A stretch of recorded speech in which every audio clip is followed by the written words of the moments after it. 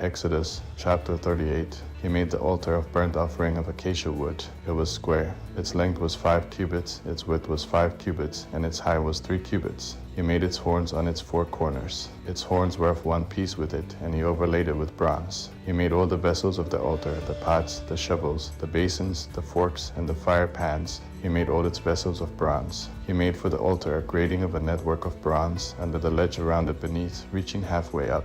He cast 4 rings for the 4 corners of bronze grating to be places for the poles. He made the poles of acacia wood and overlaid them with bronze. He put the poles into the rings on the sides of the altar with which to carry it.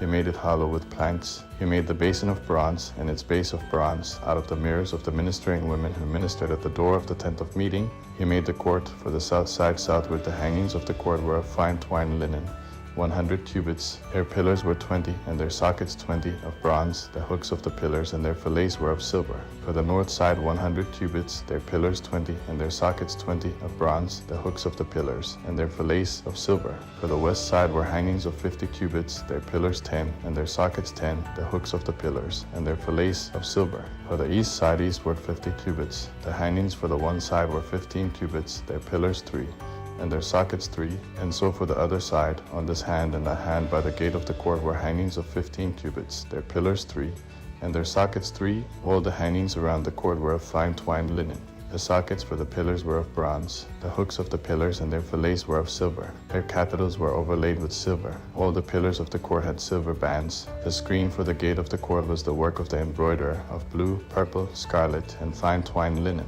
20 cubits was the length, and the height along the width was 5 cubits, like the hangings of the court. Their pillars were 4, and their sockets 4 of bronze, their hooks of silver, and the overlaying of their capitals, and their fillets of silver. All the pins of the tabernacle and around the court were of bronze. These are the amounts of materials used for the tabernacle, even the tabernacle of the testimony, as they were counted, according to the commandment of Moses, for the service of the Levites, by the hand of Ithamar, the son of Aaron the priest. Bezalel the son of Uri, the son of Hur, of the tribe of Judah, made all that Yahweh commanded Moses. With him was Oholab, the son of Ahisamach, of the tribe of Dan, an engraver and a skillful workman, and an embroiderer in blue, in purple, in scarlet, and in fine linen. All the gold that was used for the work and all the work of the sanctuary, even the gold of the offering, was 29 talents and 730 shekels, according to the shekel of the sanctuary.